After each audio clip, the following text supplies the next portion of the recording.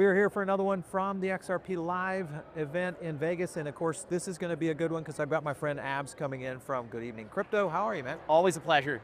Yeah, listen, this has been fun.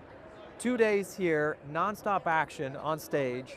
You look at all the things that happened yesterday. What was your favorite? I thought Brad was a superstar yesterday. Oh, yeah. And one of the things that I loved was David Schwartz taking the time to speak with everybody off stage. Did you see the clip? Did you guys do that? Yeah, that was my friend. That was Johnny Crypto who asked him that question. Fantastic. And I loved how we teed it up with the Charles Hoskinson criticism and then worked into the Clarity Act, because what David said that was actually very telling was, yeah, the current state of the Clarity Act does give Ripple and the current projects that have been given that commodity status a big free pass compared to everything else that's at its inception right now. But he said that the industry needs it. And he said we're never gonna get a perfect bill, but the fact that we're right at the finish line, both sides are contentious, it looks like it's going to get done. And I thought that was pretty powerful for someone like David to say. Well, and you saw the standing O David Schwartz gets here at this event.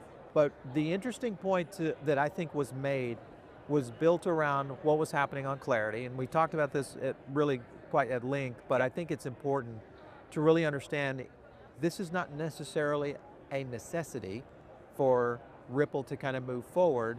The real question is, what is going to be their roadmap going forward if it doesn't? What do you think would be their next step? I think Ripple's going to continue doing what they're doing, acquiring real companies, putting those companies on blockchain products, and eventually they're going to migrate to products like RLUSD and the XRP Ledger.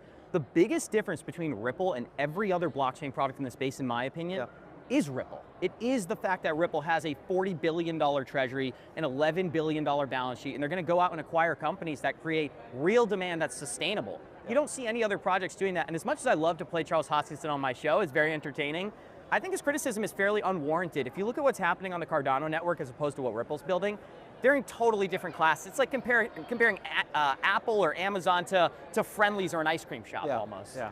I had Charles on last week.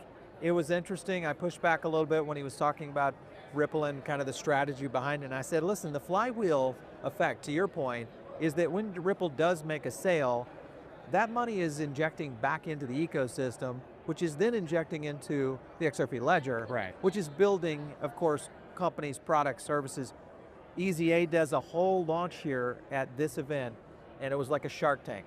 I didn't know what to expect. I walked over there yesterday, 200 guys in there, building on the ledger. I met like 15 people like that, all of which, and I think the winner was an 18-year-old. Amazing. That is building on this. So when you hear that, Abs, does that make you feel like, all right, this is going to be the future? For me, I feel like